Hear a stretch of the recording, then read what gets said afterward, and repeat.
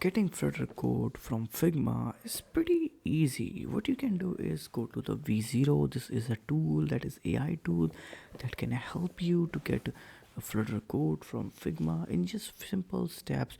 What you can do is V0 is from Vercel, by the way. Now here you can see the Figma option. Click on that, upload your Figma file, and that's it. You'll get the Flutter code of the Figma file, even any kind of language that you want.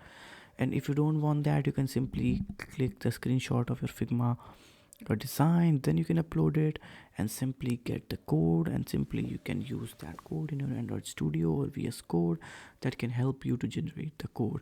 So yeah, that's it. I'm repeating again, V0, again go to the upload your file of SVG and stuff, then you will get a code from the V0. You can just use that code of Flutter, or maybe even if you want for web, you can get that web too and just upload it on that, install the dependencies of Flutter, and I'll see you in the next one.